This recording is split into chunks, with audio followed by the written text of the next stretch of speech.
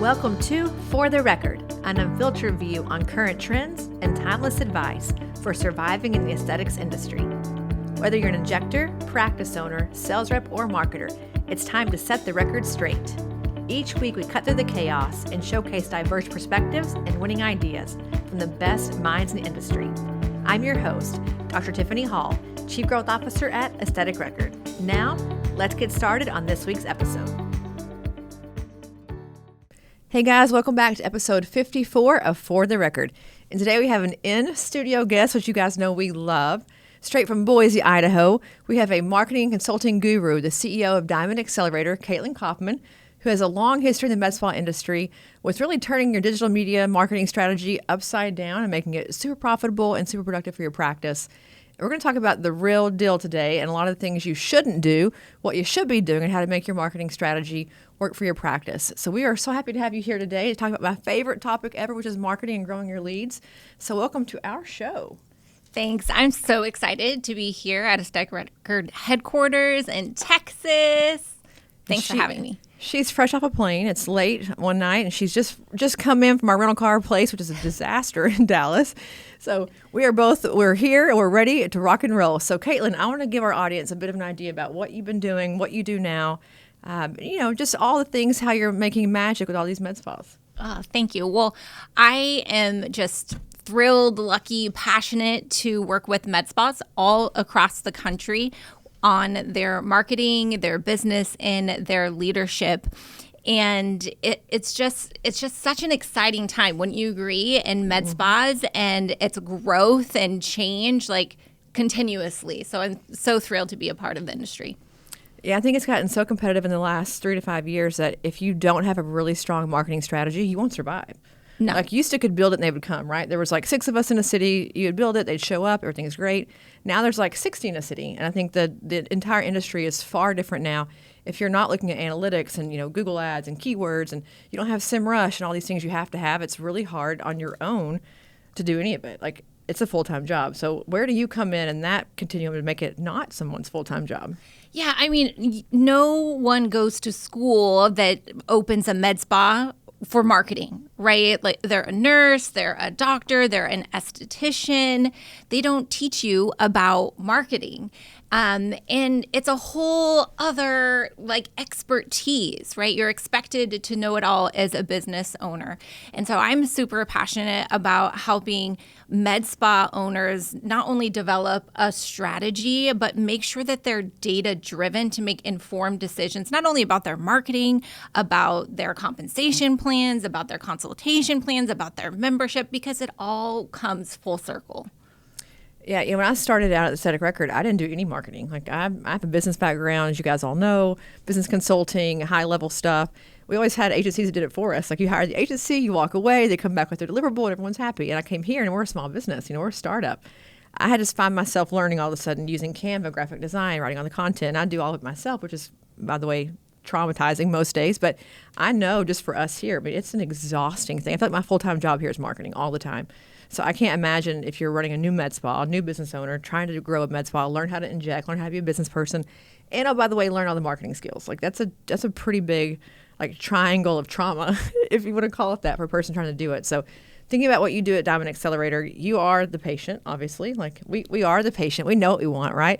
So what's your unique advantage, even thinking through that, compared to maybe other agencies that are very complex or more layers, more things for you to be able to quickly and, forcefully impact the practices? Well, it all starts really with having a proven offer, right? And that is one of the things that I'm so passionate about developing with clients and not allowing them to just dictate off of I feel that this is going to really work. One of the benefits of working with an agency like myself, where we only work with med spas, is that we have data from med spas all across the country on every single type of med spa offer there is. So we have a good idea of what you can expect for a cost per lead, a cost per patient acquisition before we even start a campaign, because it really doesn't vary that much whether you're in a small town, midsize, or large market. It doesn't vary that much at the end of the day. One thing about that too is cost, cost per click, cost per lead. We work with a lot of manufacturers. We do some programs for manufacturers actually through AR, and it varies wildly based on how they work their strategy. So not the offer itself, Yep. it's what channel they're using. If they're using a phone number versus a click to book, or they're doing a contact funnel form of some sort. I think that more of the offer itself and like how you distribute it out to your audience is such a huge difference. And I think now social media, the algorithm is changing. Google just changed the algorithm last week and blew up all of our worlds with PageRank. So, and that's even an evolving constant thing. But when you think about proven offers, like give us an example of a thing that, you think might really work and then it just falls flat on its face. Well, it's the little things, right? Well, what I can tell you right now, the hot, sexy offers that are really working across the country is threads and RF microneedling. Not to say that those thread consultations that come in convert every time to threads, but if they don't convert to threads, they certainly can to injectables or devices. So it's not a wasted opportunity. And the cost per lead is like one of the hottest right now. So I'm a big fan of thread offers. Another one is RF microneedling, of course. When I have clients that are like, oh, let's do the skin pin or just traditional microneedling, I love that treatment, but the cost per lead is 2 to 3 times higher than RF microneedling, even though the price point is so much higher, and that's a hard thing for some med spas to hear and register, but it's just the hot thing right now. A couple years ago, skin pin was like the rage, right? But not today in today's market. Well, I think with RF microneedling, you get great results too, better than skin pin. So not only do you have an offer that goes out, people come in and buy it, then you get to show the B&A of that, and then it's a never-ending cycle of prosperity. We hope, right? That we sell it, we have great results, we sell it again and again and again. And that's kind of what we want to do here too. But if you think about threads, like what an amazing margin that you make anyway. But I think about, this is going to be controversial, guys. Here's my number one controversy topic of the podcast. I think about Groupon that way. I don't care about Groupon. I don't care what they buy on Groupon. If they get in the door of the practice, it's my chance to sell them something else. I just want to get them in the door. And so I have seen practices who have crazy successful top VIP 20% who came in off of Groupon because they just use it as lead gen, not as like actual selling. I'm going to get hate mail for saying that. But I think there is something to whatever your lead gen funnel is, you still have to trade them up when they get in the front door. I'm so glad that you said that, because I don't really care what the offer is either. And sometimes I even challenge my clients to be like, don't even tell your provider what they scheduled their appointment for, because every single patient that walks through their door, they better get a head-to-toe consultation. But they're not doing it. And that's what happens when you have a la carte treatment plans, letting the patient dictate what they think that they need or what their budget is. And that's when you're turning and burning through new patients and never really truly getting the benefit of your marketing dollars, because you don't make a ton off of new patients by the time you pay your marketing fees. Right. It's that second, that third, that lifetime visit. So if your consultation process sucks, if your rebooking process sucks, you're never going to get a good return on investment in your marketing, no matter how good your cost per lead is. Yeah, I want to dive into that. I want to go back to proven offers because I have more questions here. I'm curious about geographically speaking, because we work here at AR with a lot of like flyover states, the Idahos, the Iowas, the states that you think about New York, Florida, the big boys. I'm curious, as you think about proven offers, does that matter? Because I look at practices like in Minnesota. They want to look very refreshed, very light amount of work. Don't tell anyone I'm doing it. Florida, they're like, hey, baby, give me a big booty. Does it vary, or is the offer more about the words and the semantics that you use and less about the actual product, if that makes any sense? Give me flyover states all day long. They want it. Like, it's not that it's new in those states, but it's not as inundated, right? And yes, the creative looks a little bit different. The copy really doesn't look that different. But what we like to do to create really custom, beautiful creatives for our clients is we give them storyboards where they use their cell phone, take 3 to 5 second mini clips, and we give them exact instructions like, scan the body or zoom in on the device. Just little mini clips with their cell phone. They don't need to hire a videographer. Upload those, share those with us, and then our videographer puts them together, puts overlays and music and filters. and it looks like $1 million, and you didn't have to hire a videographer or fly out and do anything on site. And it's amazing because it's custom, but we're not using supermodels. We're not using like people that they're not seeing in their community, right? And so the scroll stopping is fantastic, and the conversion rate really works. Yeah, you just hit a hot button for me, which is stock imagery. I hate it. I hate it. I hate it. I think it has the opposite effect on a patient. When they see stock photography, they think to themselves, one, they don't have their own B&As. Like, where are their patients? I think it's even if that's not true, it signals that of like, you don't care enough about your own population to sit down and take pictures and put them on your, on your collateral of some sort. But I think it also has this thing of, I don't see myself in that person. Like, I'm not her. I'm an average, working mom, tired, haggard. If you guys see me right now on Instagram or on YouTube or Spotify, you can tell I'm haggard and tired. But it just doesn't look like them. It looks like someone who's doctored up, airbrush, etc. So stop using stock imagery. Just take the frickin' picture. I get really heated about that. But I don't know your thoughts, even like on website design, thinking not even about social, but bringing it back to your website. How does that connect the message that you're offering and the offers to the website copy, and how you create the voice, I guess, of the practice?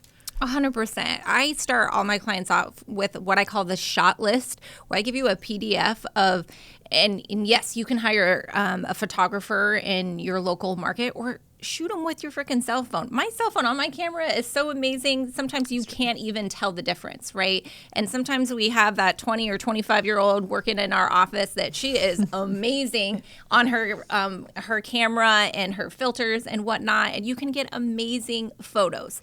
The reality is when they see your ad and they see the person doing the treatments and the consultations or the front desk, and then when they come in and they're talking and getting service by those same people, that trust level jumps up.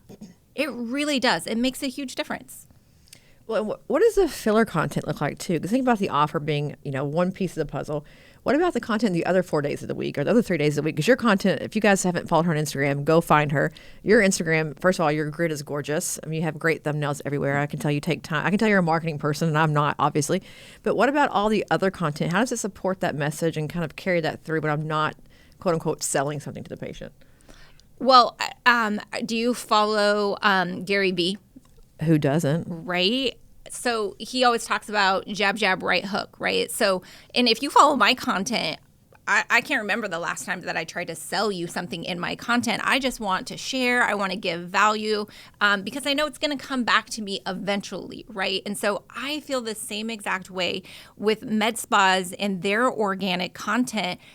Stop selling, give, of course, your like promos or whatever, but entertain them, educate them, inspire them, show them what makeup you wear, show them like you having lunch with your team, show them when you're training and learning. Like, they love that stuff. They want to be your friend in addition to you being their provider. They really do.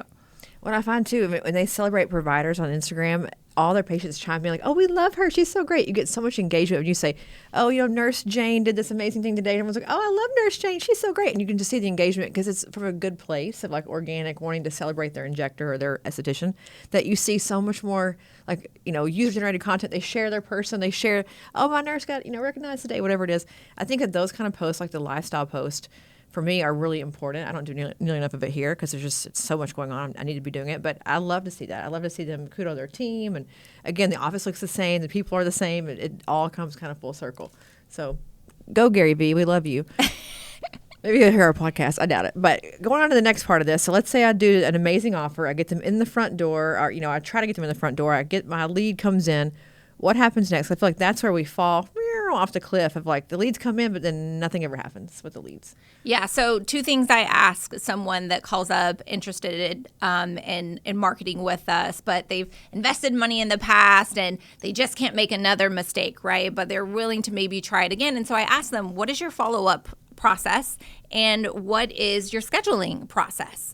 And most of the time they look at me like, well, we call them and they're crappy leads. Well, guess what? The reality is they're not crappy leads. It's that you think that they are going to marry you on your first date. They see your ad and you think they're automatically just going to come in and spend thousands of dollars with you. And that's not the reality, because research shows that you have to touch new patients, leads 8 to 10 times before they convert into a patient. And the reality is that a human, your front desk, a new patient coordinator, they don't have time to touch every single lead 8 to 10 times, right? Most med spas are getting 100 to 200 leads per month. Times that by 8 to 10, nobody has time for that, right? So what that means is you have to utilize automation and technology. Now, I'm not saying automate everything, right? But a lot of it. Yes, Automate a lot of it. Yes, because if you can automate, 6 or 7 of those 8 to 10, that your team can just focus on those patients that have just maybe one more question before they're ready, then you're really focusing on people that are closer to that end buying point, right? But for a lot of direct response marketing or even social media marketing, they're entering in a variety of places in the sales cycle, right? They might like, I've never heard of you before. I've never thought of getting that treatment. I'm thinking about that treatment, right? Whereas if it's like, AdWords or a referral or SEO, those people are ready to buy. So people think, oh, I love that. I want more of that, right? But the reality is that the quality is really good, but the quantity is really small. But on the flip side of direct response marketing, the quantity is really high, but I always say you got to sort through the crap to get to the good stuff. Right? And you want to use technology and automation to do the heavy lifting for you so your team can really focus on that good stuff.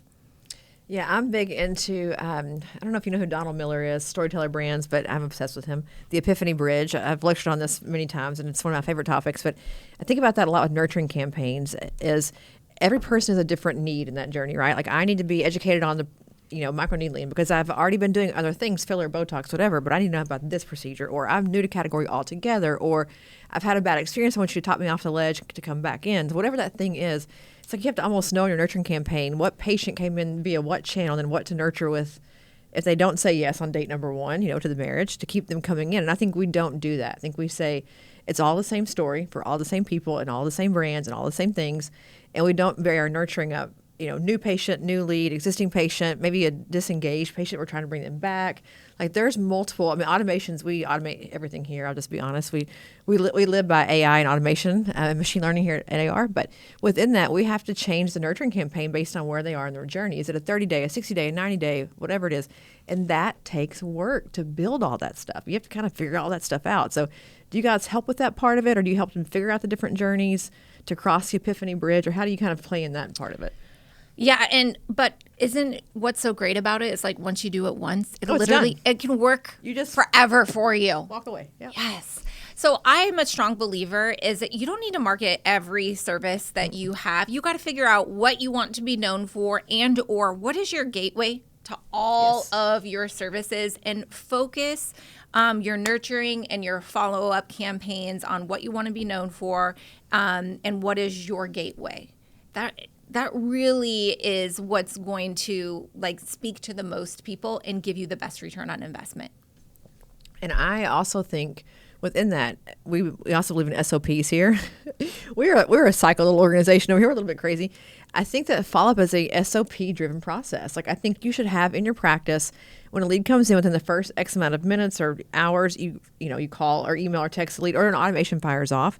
And then you have like a cadence that you keep the whole practice accountable to. Because if you ever don't put it on paper, even digital paper, on paper, then it doesn't get followed. Like we know that. I feel like that's very easy to say. That if you don't write it down and make everyone follow it, it'll never happen.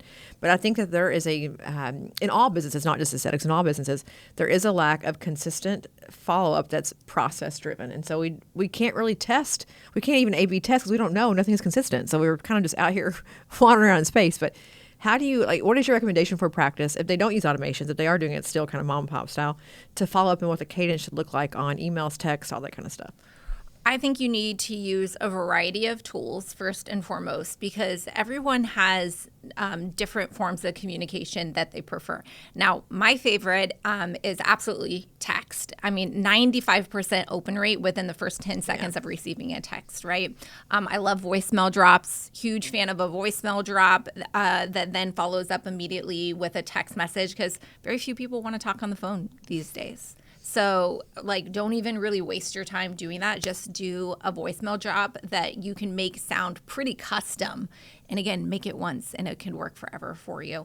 And then, of course, email. With email open rates, this where it's at now, but it's still important. Like, why not do it? It's like the cheapest form of marketing there is. So you want to use a combination of all of those things, and then even DMs if you can. So the frequency is as soon as a lead comes in, you better jump on that. And if it is like after hours, again, you want to have some technology and automation built in place. But at the start of business hours, people expect you to return their phone call or text. And if you don't within an hour, then you're pretty much lost them. And that's why at Diamond Accelerator, we have done for you scheduling. And so not only do we set up your lead nurturing and follow-up campaigns, but we do done for you scheduling as well, where an aesthetic record is like my favorite EMR that clients have because it's so easy to use. We're launching a brand new online booking portal. It's going to blow your mind, sister. You just wait for it. Give me a couple weeks. Well, I am excited to see that. But really, it is one of the easiest for us to use and to be able to schedule appointments, because we just know that if you don't respond in a timely manner, they're going somewhere else. If you don't, whether it's a question or an appointment, they're going to go somewhere else if you don't respond quickly. So if you're someone that's not outsourcing it, then you better have a chain of command that is responsible for it. And if you're a large team and you're like, oh, yeah, everyone at my front desk, it fails every single time because no one takes ownership over it.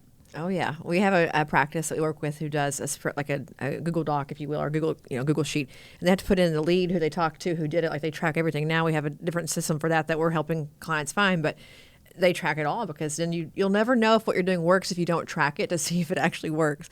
But we put a leads like a leads table inside of AR because of that reason. They would get the leads in and they would just let them stay dormant in their system. So we're going to put it in your AR dashboards. You see it and then you'll know to follow up with it. But I feel like that's, for us, online booking, we're big about online booking because they want something right now. Like, if they do decide on that first date to get married, they want to go book in this moment. And if you're not there to book them, like, tough luck, they're going to go down the street. So even if it's not your full menu of services in the booking, even if it's a consultation, have something online. I feel like that you can have somebody book in so they can at least feel like they're getting in their practice. You don't have to put in there like your facelifts, I mean, obviously, but to be, extreme here, but at least something to get them booked into the practice. But I think the other part of that with email you mentioned is they may not read the email right now, but they'll go back if they think about you and they'll look for it and see if they can find a previous email that you've sent and look at it for reference. We see that, we see open rates that are like months later they're opening emails because they remember that we advertised a thing on an email or we had, some kind of communication. They'll go back and search for us and find it and then open it. So I think there's, email is like one of those, it's almost like a supporting document to a much bigger story that you just have, in the back pocket. But okay, so on with that. Let's say they come in, we get them in the front door, they actually say yes, they show up. Then where do we suck at that point? Well, the biggest difference on return on investment from one med spa to the next really has nothing to do with lead or appointment acquisition costs. It all has to do with the consultation process and really recommending a comprehensive treatment plan and not a la carte, they scheduled for hydrofacial, here you go, see you later kind of thing. That's the biggest difference, because when they come in, a lot of providers are just in such a rush running from one patient to the next. They have the excuse, the mental block in their head that they don't have time to do the consultation. So, a lot of practices don't have an aesthetic interest questionnaire, right? And so they might tell them the first time that they come in all the great services they have to offer, but the patient wasn't ready to receive it at that time. So when they come in the second or third time, like, how disappointing is it for a med spa owner when you hear a patient say, I've been coming here for a year. I had no idea that you had the salt facial. I had no idea, kind of thing. Because after they come in for that first treatment, we just never talk about those things because we just let them dictate and tell us what we think they need, kind of thing. And so many dollars are being left on the table, and you're not really fulfilling your professional obligation of providing a transformational result or even the result that they told you that they were looking for because you're in a hurry, because you have money mindset blocks, right? You think they can only afford so much. So then you're only recommending, that one treatment, not the package, not the skincare, not injectables to go with it. And so you really have to map out the entire patient journey. So your front desk is working with your providers, and your providers are having all the tools that they need to recommend really a transformational treatment plan. And then ask for a commitment. That's a big one too, is that they are afraid to make the patient tell them yes or no, I want to do that, and they'll pass it off to the front desk. But you're giving your power away when you don't get a yes or a no. I always tell clients it's okay if they say no, because then you can get to maybe you didn't answer one of their questions. Or at least you have an opportunity to overcome the objection. But if you hand it off to your front desk and then they tell your front desk no, they're not empowered to overcome questions and objections. So your close rate, the average ticket per sale, greatly decreases. And that's the biggest game changer on return on investment with new patients in marketing, is the consultation process. There's so much to unpack there. I got to think about the order I want to ask these questions in. So you come from a sales background, right? You did sales. I've been in sales for 150 years, I feel like. We learn how to sell. Like in corporate America, you learn sales tactics. You learn closing. You learn whether you use DISC or a GPS model. Like you learn how to read your patient, or in our case, our customer, B2B sales. And you really go through extensive sales training. I think we miss that in this industry. I would love to teach a class for providers of just how to sell things, like a retail-based how to sell shit class, because I feel like that's what we don't know how to do here. We just think that this really great conversation is going to sell, and I can tell you, if that were the case, we'd all win the President's Club at Allergan and Galderma and MERS. If that were the case, we'd all walk across the stage with a big trophy and a trip to the Bahamas or wherever else. Think about your sales rep in your practice. They come in with a laundry list of stuff every time they come in your practice to talk to you about. And they never let you forget anything. They remind you every single visit what you need to be buying. I think looking at your sales reps, people get really upset about sales reps in the practice, but use them as a training tool to see what they're doing, and then take that and extrapolate what they do that you like and bring it back into how your providers work at the bedside with your patients, because they've been taught and trained by the best in the industry in selling. That's why they're in that job, and they get to keep that job. So there is a lot to learn, I think, just on the selling front. Now, you can say what you want about that. Go for it. I love that so much, because if there are device reps coming in and selling, $100,000, $200,000 devices to you, you're absolutely right. They are there because they are freaking good sellers. And you shouldn't just look to them for teach my girls how to turn on the device and do pulses. You should ask them for help in teaching how to sell. Mm-hmm. How to sell. And I think that first and foremost, we need to help the med spa industry to overcome the mental block that sales is a dirty word. Everyone is selling something. I don't care if you're a school teacher or, a nurse practitioner, everyone is selling something. And we're selling beauty and confidence to women to give themselves permission to commit to a treatment plan that's going to make them feel better about themselves. I just got goosebumps because you're so right that we need to focus on a huge portion of training with our teams on the sales process. And it first starts with having confidence to ask for money. Right? It's not about turning on the device. That training, that's a given, right? But it has to, I'm a huge proponent of having it scripted out. And you got to learn that script. You got to role play. You got to have secret shoppers until you know it from your gut. Yeah, it's like the trial close. People are like, what do you mean you're gonna try on a close? I'm like, no, a trial close. Like you're gonna prepare to close them before you close them. Like there's all these things you learn, obviously, when you're a seller for your job. But I think there's a lot of nuances to it too. Just with patients wanting to be sold to. Patients want to be sold to because they want to know what you have to offer. Think about a mechanic. I use this example a lot when I give this talk. If I go in because my tires are low, or I have I'm out of balance, out of alignment, and the guy's like, yeah, fix your tires, and I drive off and my car blows up. I'm like, what the hell, man? He's like, oh yeah, your engine was for sure going to blow up. I just thought you were here for your tires. Like you'd be so mad at that mechanic. I'm like, you let me leave here in an unsafe car. You knew the motor was going to blow up. You didn't tell me, but you just came in for your tires. You didn't ask about your motor. Like that's what we do in med spas. I think we forget about. You might want to improve, let's say the jawline, but what about sculpture pan facially? Because your entire skin needs a refurbish remodel. I think we sometimes fixate on the thing that they're coming in for because we don't have enough time. It's an easy low-hanging fruit. We know how to do it. It just makes life easier to just go with the flow. It's like the whole thing about converting from Botox to Dysport. Oh, the units are hard and it's different. People, the pricing is different. Yeah, but if it's better and you believe in it, go sell it. Sell what you love. Like, find a way to do it. I get so confused by that in this industry that we talk about consultations all the time about how to do it, complete pan-facial consultation, all the offers, all the services. But we never say, then here's how you're going to close that deal. Here's how you're going to convert that customer into a lifelong patient. It kind of falls off the ledge at that point. I think we're missing that. So Aesthetic Next, we need to figure out how to talk about how to sell stuff.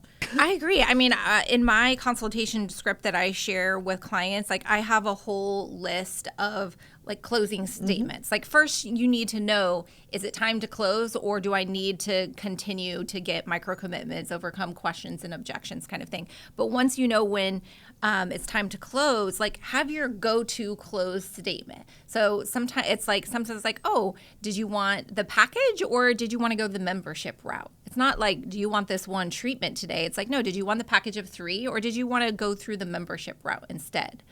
Because again, they're underselling because they're lacking confidence or they're judging what they think the patient can afford. I think also being okay to say, if you can't buy what you need, I can't treat you. I think about, even like lips and things, or if you need to get, I'll give you a great example. When we started selling Restylane Lift back a million years ago with Galderma, they want to buy one syringe. Like one syringe and 2 cheeks isn't even worth the time that it takes you to sit in the chair. Like that's just silly.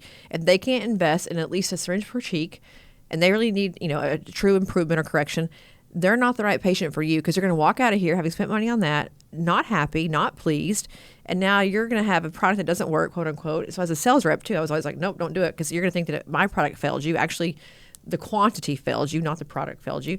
And so we would spend a lot of time saying at open houses, you come stand beside me, provider, and listen to me sell to your patient, and then you go do what I'm saying in the treatment room when I leave here, and you'll figure it out. Because they needed to hear somebody, I think, who was like, no, you have to have 2. Like, we can't do that here. They're like, oh my God, you told her no. I'm like, yeah, because the answer was no. And then she come back and she'd buy 3. They've never been told no before as a patient. So I think telling them no makes them, I don't know, it gets their mind working. But I just think that the ability to say, no, it's not enough. Let's try a different route of some sort, pivoting, being, agile in things, not getting stuck in your way of saying, I have to sell this thing every time. I just bought a device, I have to sell that device. I just bought a laser, I have to sell that laser. I think I'm getting to that pitfall as well, especially with devices because they are a bit of a different animal. But you do a lot of device work too, don't you? Yeah, what I like to do is to repeat their pain points that they said, I came in for, and I'm a big proponent in handing that patient the mirror and asking them, what do you see when you look in the mirror? And that's not a negative question, but women right away go and shred themselves and say, I don't like X, Y, and Z, right? Even though maybe they just came in for lips, when you hand them that mirror, they're talking about their eyes and their double chin, and they're talking about it all, right? So that is your gateway to really, then talking about a whole full face balanced injectional like treatment plan and how to add in devices and maintenance and whatnot. And then when it comes down to after you make the recommendation, I'm like, no, I can't do that. Or can I just start with one syringe? Then you can go back to, well, you told me that you were looking for this result. And for us to achieve that, this is the protocol that it's going to take. And what I would hate is to just go ahead with that one, and then you're going to be really unhappy with the results. Shall we get started today then? And if they still like, oh, it's just not in the budget. And then you'd come back with, well, what were you hoping to stay within for your budget to get a range? Once they give you that number, you can always go up anywhere between 15 to 20% of what they tell you their budget is.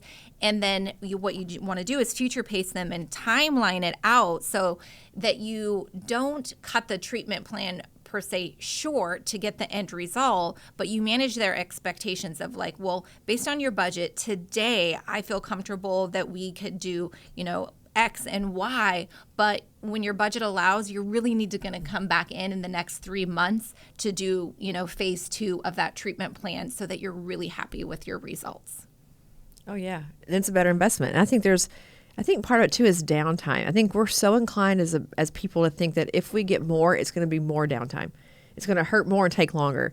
I think explain to a patient that if you get 1 syringe or 2 syringes, the downtime is the same.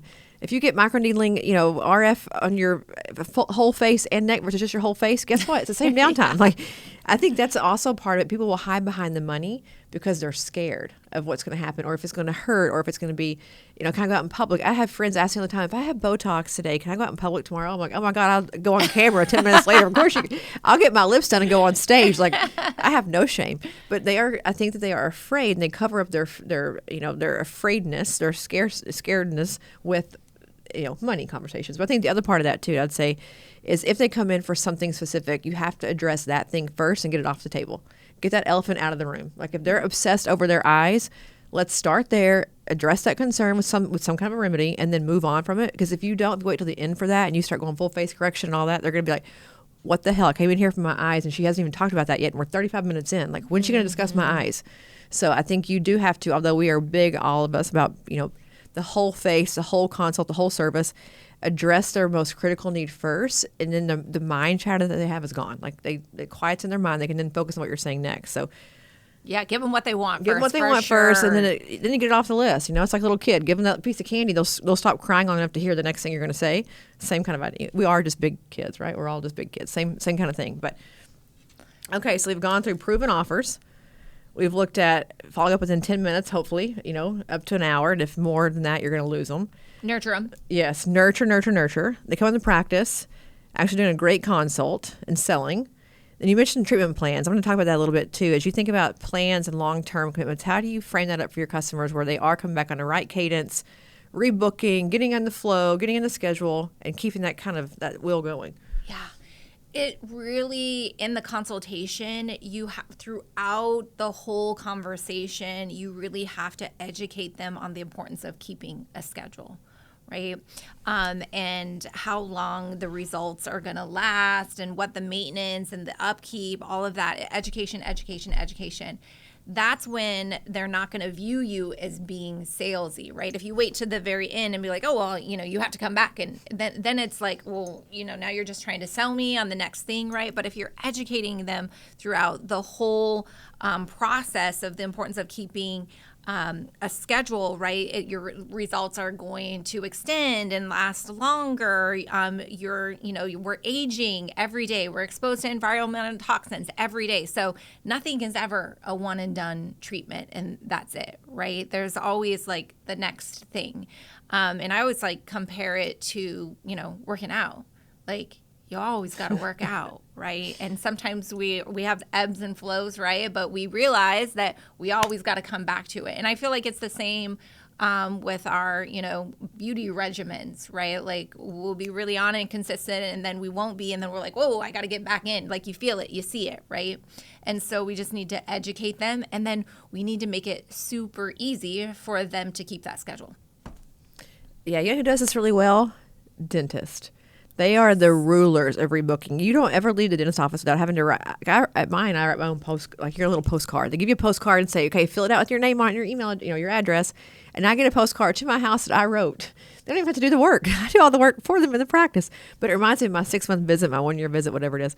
But you never, ever leave without rebooking. And I feel like half the battle here is people are booked out, 7, 8, 9 weeks, which I think is a really tough place to be in. But even with that, the patients don't come back because they don't know they should come back. If you force them into a rebooking habit, then for one thing, you can predict your revenue, right? You can see what you're going to have on your schedule in a month or 2 months. So you have some kind of an idea of how busy you're going to be, but also because the patient then gets into a rhythm and a flow of, yep, every 3 months I'm going to be in for my toxin, every 6 months for my filler, top off. It just is a better cycle of business. And well, I'll call you whenever I'm ready to go have it done again, because then it's too late. I mean, that with toxin, if you wait till you need it, it's 2 weeks too late. You got to do it before you need it. 2 things. One, you should be tracking your rebooking rates. And it's the provider's responsibility. Even though, your front desk is the one actually booking it, your provider should be getting the commitment for the rebooking. And you want to hit 80%. If you're hitting 80% and above in your rebooking rates, you're doing pretty darn good.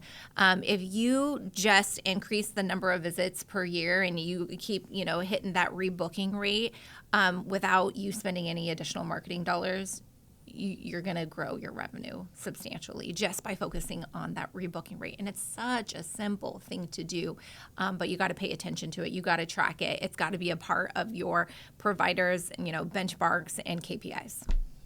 Yes. frequency of visits. Like that's the number one way. Well, there's 4 ways to grow a business, but that's one of the big ones. It's like get them to come back at least one more time per year and to spend a little bit more every time. Like if they can just spend a little bit more every time and then come back at least one more time, you've like tripled your revenue. And then you're fishing in your own pond. There's no more cost per click on a patient who's already in my nurture wheelhouse, right? I'm just going to get them to come back more, not spend money for a whole new lead, a whole new acquisition, et cetera, et cetera. But I think the frequency of visit, that's a toxin issue too. You know, the manufacturers have that problem too. They want them back 4 times a year. Now at Daxi, it's going to be twice a year, but that's a concern for even like, you know, Aspire, for Allie. It's like, how do you get them in more often? With rewards programs, they're trying to do it, but I think it comes down to habits and forming like a true cycle where you know that it's just every 3 months you got to book and come in, and you just get in the habit of it. And then to your point, look in the mirror one day like, oh my gosh, I haven't come in and it's been past 3 months. I've got to get there like right now. But we have to force patients to comply by how we set up our office protocols and processes, I feel like. 100%. And if they happen to slip through the cracks, and you know those 20% that fall off on that 80% rebooking rate, then you need to reactivate them through internal marketing efforts. So I'm a huge proponent of text blasts. One of the things that I like to do with my clients is have them pull their 3-month neurotoxin report. So anyone that came in 3 months ago that had neurotoxin and haven't booked, they get reactivate, and we send them a link to make it really easy to schedule their appointment. It's been 3 months since your last neurotoxin appointment. We'd love to get you scheduled. Give us a call, or here's a link for you to schedule. Love that. I just feel like that's the lowest hanging fruits toxin, because everyone's going to get toxin, right? That's like we all, even in a down economy, you don't let your toxin go. You'll forget to like change the oil in your car. You won't get your tires done, but you will get your toxin. That's right. But thinking through it to that same kind of internal marketing aspect, we get asked this a lot here. I have opinions on it for sure, but memberships. I'm a big proponent of any kind of program that creates loyalty to the practice and makes them feel like they're almost married to you, as if they can't go somewhere else because they've already invested in the practice. They've invested money in some kind of a wallet somewhere, and so they don't choose to leave. But how do you feel memberships impact overall marketing ROI, and do they really work? And should we start investing in all of us thinking about how to bring one into our practice? 100%. I'm a huge proponent in memberships, but I like to use, you first got to determine what is your goal with your membership. Are you like more of a low ticket volume play, or are you like pushing to get that, that high ticket transformational treatment and then convert them into maintenance on a membership? And there's no right or wrong answer. Depends on what devices you have, what the strength of your providers are, all of those things, right? But you need to make a clear-cut goal of the strategy of your membership, and then you got to go all in on it.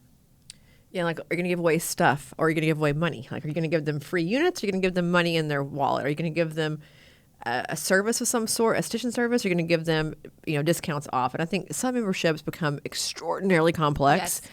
We see them here. I mean, we built our program to be, you get some discounts on some things, you can give away some free goods, and you get, a recurring revenue kind of thing. But they want to have points for this and 2 points for this, and you have to take 3 points to get this thing, then you can get a free good here. And I'm like, you have made yourself, first of all, this thing is so confusing, I can't even understand it. I'm the one trying to help you administer it. Your patient has and I know what goes on in an office, and they don't know at all. They're totally confused. But then you can't administer the thing, and it becomes just this paperwork nightmare. And there's Excel spreadsheets everywhere. There's clipboards, there's Post-it notes on charts. And just, first of all, automate. Again, the key word there. But make it easy. Make it where a patient can follow along with you and invest mentally, not just financially, in what you're trying to achieve, whatever that goal might be. Yeah, you got to keep it simple, stupid. That's what I always say. And then also, when you sign them up for that membership, you have to teach them how to use it. That's the biggest reason people cancel their membership, is because they just don't use it, because they don't know what perks they get. They don't know how to use it. They don't know when they should come in. So they study. If they're not using it, it's just like that gym membership. You don't use it, then all of a sudden you're like, wow, I'm done. I'm off with that. So they should have a treatment plan for at least 6 months, if not the entire year, of how they're going to use their membership. And I think you do that consultation, if the patient's not overwhelmed, to walk them through what that looks like. I'm giving you this whole list of things you can do in the next 6 months. by the way, I have an option for you to get this less expensive or to get a better cadence or, more free goods, whatever it is. Like at that point, you're not selling, you're saving. Yes. I'm going to save you money, not sell you anything. I'm going to save you money on what you already have to have that you need. We've already discussed it. And now I have a plan to give you, to clip a coupon in a sense. I think then you're a savior, not a seller. Yes, because we love to go home and tell our husbands, well, I saved money. Yeah. I joined the membership. Look how much money I saved. I got free shipping on my Louboutins. I spent $3,000 to get $60 off shipping, but it was so good. I saved money. And it's so much easier to explain that, lower reoccurring monthly dollar amount than that big $3,000-$4,000 charge on the credit card. That lower amount's so much easier to explain. Agreed. Even plans, we have like a subscription model here where you can pay, not even membership, but you pay whatever the total ticket is for the whole year up in payment. You break it into payments. So it's like you do your cell phone if you guys buy an iPhone, from T-Mobile, whatever. Same idea. But then you take this big giant ticket and you part it out, and then the patient commits to that long-term goal. And so at the end of that whole journey, they walk away feeling like $1 million because they have this complete transformation. They have what they wanted, what they came in for. I think about brides doing it. I want my 3-month bridal treatment plan. I want my 6-month weight loss plan, the semaglutide. Oh my gosh, we should talk about that. It's everywhere. But these are the kind of things that when they walk away feeling like they've accomplished the checklist, I think there's also a mental component to that. Say, I finished the plan. I did all of it. Look how great I look. I didn't bail out halfway through because I got scared or I didn't have money. Because again, I have a payment plan process to help me. Cherry, Klarna, Affirm. God, there's so many of them out there now.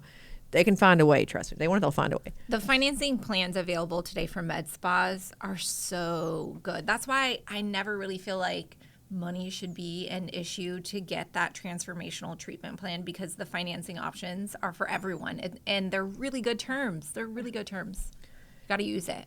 Yes. If you're not using one, if you're AR, we've got Cherry that's built into the system. But if you're not using one, I would definitely recommend using it because now the fees are low. I mean, there's, you can actually protect your margin where you couldn't years ago. It was like I feel like it was like 80%. The fees were just astronomical. So there are ways to do it. But thinking through kind of that whole paradigm and the whole shift and all the things we just talked about, if you could just sum up to us, like where practices, like what is the number one, just if they could walk away doing anything at all from this podcast, learning anything at all, like what's the next right thing to do?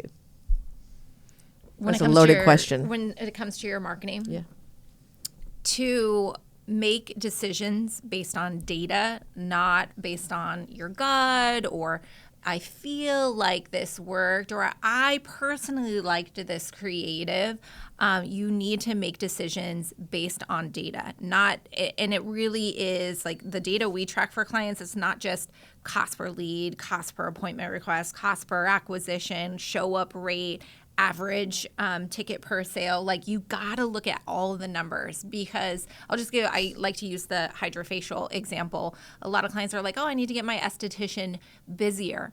And I was like, okay, well, it's not difficult to get new patients in off of hydrofacial, but how good is your esthetician at converting them into the package or the membership? Oh, I don't know. She's pretty good. She's pretty good at selling product. And I was like, well, okay, well, let's give it a shot, but we're going to track the data for 3 months. And then you're going to be able to make an informed decision if hydrofacial is really a good use of your marketing dollar.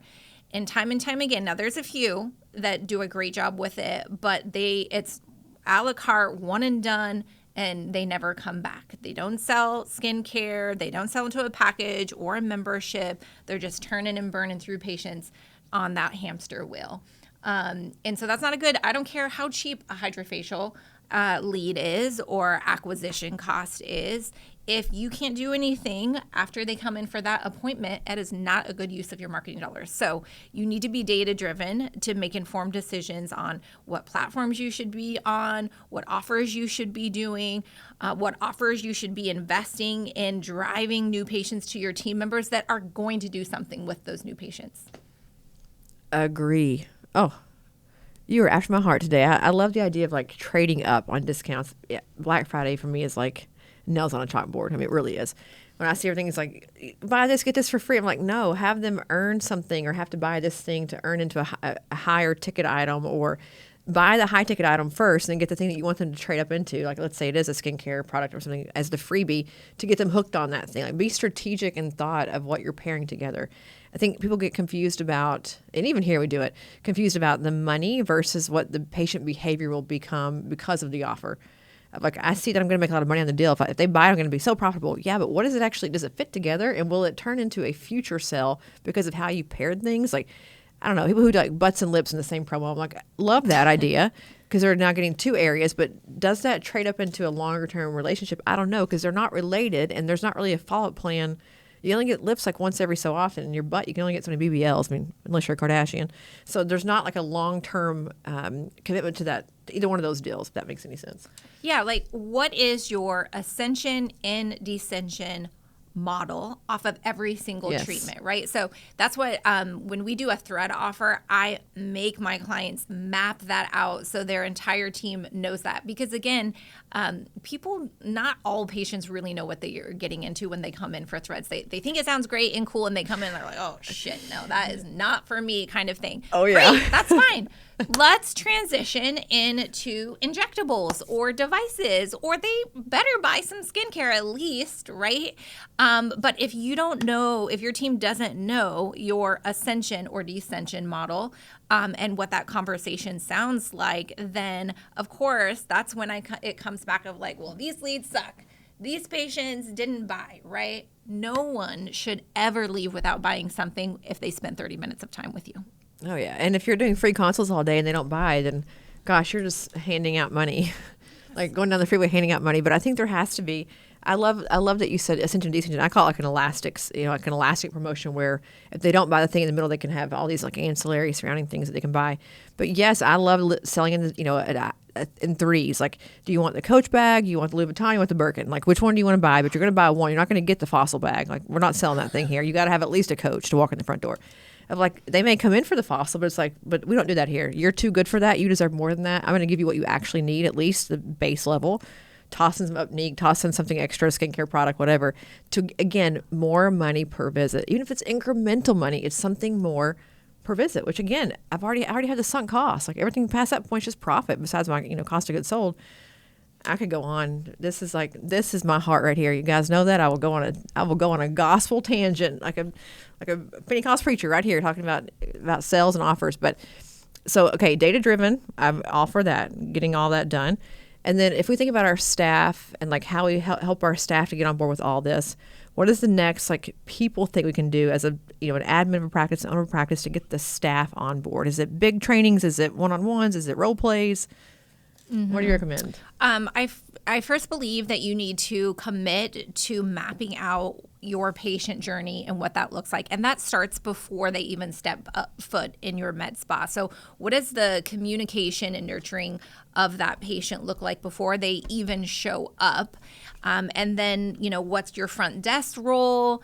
And then the provider's consultation in the checkout process. All too often, it is unclear.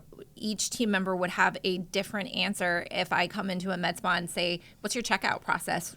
Who's responsible for rebooking or getting a commitment or selling skincare? It's always like, oh, everyone does it. And when I hear that, I'm just like, ugh, because so much money is being left on the table and your patients aren't getting as good results as they possibly could. And they're leaving your med spa and they're going to the department store and they're buying skincare from them because you don't have time to ask them and it's not in your clear scope of work. So it's like moving on next person. So they're going to go, buy at Target. Yeah, I think having not only the journey, but also what your practice sort of brand looks like, inside those four walls. Like the marketing is, let's say they work with you. You have this beautiful content that you put on Instagram for them. You've done all their, digital marketing, the website, the verbiage, everything looks so great. Then they come in the front door and then everything looks different. We don't have the same words. We're not following the same kind of story that you built for us. It's, I got people who come from high volume, low volume, high margin, all mixed together by melting pot. They're all speaking about things in different ways. Some are high touch, some are, white gloves, some are just like, hey, you're here, welcome, go get in the chair. And then the practice loses its sense of identity because we're not all being trained, taught, and expected to follow the same kind of verbiage every time in every instance and every patient. Again, just like the checkout, like what is the SOP for how you talk about RF microneedling? What do you say? Who's the patient type? I think there's a gap there missing as well. Yeah, I'm going to reference an unsexy business, which is McDonald's. It's great. What I love about McDonald's is their SOPs and systems are so tight that I know that whether I'm in Boise or Dallas, those French fries are going to be freaking delicious no matter where I get them. And that is what you need to do with your team. That no matter, you don't have an A team and a C team. It shouldn't matter who is doing the consultation because it should be scripted. Now, of course, some are going to be better at going left or right, but until you really have an experienced team that's confident, you really need to have it scripted out. They need to learn it. You have to role play. You have to hold them accountable for actually doing it. Like, this is the skin savvy way or whatever. And have secret shoppers. You have to have a feedback loop until it comes from their gut. Secret shoppers, go get some. I'm doing it tomorrow morning. I have a secret shopper experience I'm really excited about. It's one of my favorite things to do. It's so fun. It's real. I mean, it's real info. And having the same secret shopper go to multiple locations, if you're a multi-location practice, have the same person go to a couple of them because they can experience how they were perceived and synthesized and processed across multiple locations, not just different people in different spots. But I'm all for the secret shopper. I think that's a genius idea. And I think role play, people get freaked out at role play. Man, what better place to try it out than in a safe environment where you're not in front of a customer or a patient or a sales rep or whomever that you fall on your face and it's real. I mean, you can't walk that back. You can with the role play, right? You can walk that back and figure it out and coach it. But I'm all about get on stage and try your hand at it. Yeah, role playing, making them record on video. I mean, you're terrifying people, but I tell you what, they're going to learn it. They will learn it if they have to be in front of people or they have to be recorded. They will commit to learning it. There's just no way around it. And I'll finish with this on my end. You cannot hold someone accountable to a goal that you can't teach them how to achieve. And I feel like in sales, that's what you have. If you're going to say you have to sell X amount of dollars for your productivity bonus or whatever it is that you're doing as a practice, you must convert this many patients with this much, gross revenue, and you never give them the tools to actually successfully do that. How unfortunate for that provider to be penalized for that. You didn't give them the tools, but you gave them the command. You have to teach them and hold their hand, develop them, so they can then go out and actually succeed for you. If not, they're just navigating without Google Maps, right? Going through the dark, trying to find their way. And that's a really hard, really tough, mentally exhausting place to be for a person. I couldn't agree more. Absolutely. If you haven't set your team up for success, you have no business complaining for them not meeting your revenue goal. And that's in all businesses, not just med spa. Yeah. That's a global thing, not med spas. Many of our people here do a phenomenal work. We see such great results. So many have figured it out, and hopefully we'll continue to learn as an industry and start pouring more time into these things of agreeing that it is a retail business, a medical retail business. Like, it is what it is, call it baby ugly. We are selling, to your point, and we have to just get on board with it and do it and be good at it. Yeah, absolutely. And one thing that I would love to offer everyone listening right now, because I am so passionate about really nailing the consultation process, is I'm going to be sharing a free training. Well, we can link it up in this. Absolutely. 7 steps to delivering a 5-star consultation. And I literally not only give you the framework of that, but I script it out that does 80% of the actual script for you. And you just have to customize it based on, who's doing the consultation, who's responsible for checkout and financing and whatnot. So I really do 80% of the script for you to hit the ground running and implement this with your team. Okay, that's a huge deal. Let's replay that one more time. So 7 steps for a kick-ass consult, which is going to make you tons of money. You're doing almost all the work for them. It's a free training. You guys can get it I'll have the link inside the podcast post, on all the platforms and also on Instagram and such. That's a massive opportunity because I feel like that's the thing that is expensive because no one has that skill set kind of readily available, and they charge a lot of money to offer that kind of training. I'm going to go take that. I'm clicking on the link. I'll make my whole team do it here. Like, different industry or different thing, but the concepts are the same. That's fantastic. Yeah. A lot of times we just need to give our team the language. They're missing that language. And once they have the language, they'll develop the confidence. Oh, yeah. It's anything.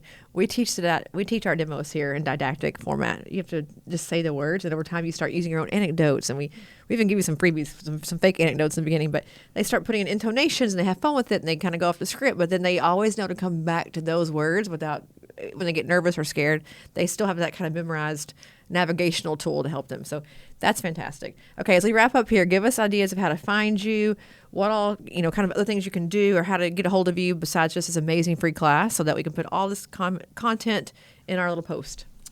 You can find me on all the social channels, YouTube, Instagram, Facebook. I have a free Facebook group where every week I go live and do a free training. It could be about marketing. It could be about consultations. It could be front desk training, marketing. I do it all. Well, you're easy to find because you have really good content. So I think it's just your name, right? Your Instagram handle is just your name. So I'll put all that in there for you. But I'm telling you guys, these kinds of free tools are just incredible and so valuable, and they will help. I think this entire podcast has been just a whole lesson in marketing. It's been fantastic. I've enjoyed it profusely. I don't know about you, but I've loved it. I have too. We're passionate about sales and marketing. So yes, it's been fun. Thank you so much for having me. Yeah, hopefully we'll have some more content coming soon with you too. Maybe Aesthetic Next. You want to come visit us in September to Aesthetic Next? We'd love to have you. I would love it. We can do a whole workshop on this too, about sales skills and more. So guys, if you haven't checked it out yet, go find Katlin Cauffman on Instagram. And certainly listen to, obviously, this podcast and all the things that she's doing on YouTube and on Facebook for free, which is fabulous. But I think for us, that's a wrap. Thank you. Anything you want to leave us with before we go? No, thank you for having me. Well, for the record, this has been a badass episode with lots of great content. We appreciate it. We will see you guys again next week for our final 5 episodes coming soon of Season 3. Bye, guys. Thanks for listening to another episode of For the Record. This podcast is not intended to provide legal or medical advice. It's for entertainment, education, and information purposes only. For more information on this week's guest or to get started with Aesthetic Record, email us at info@aestheticrecord.com. Be sure to tune in next week for more fresh perspectives on disrupting the status quo and surviving in the aesthetics industry.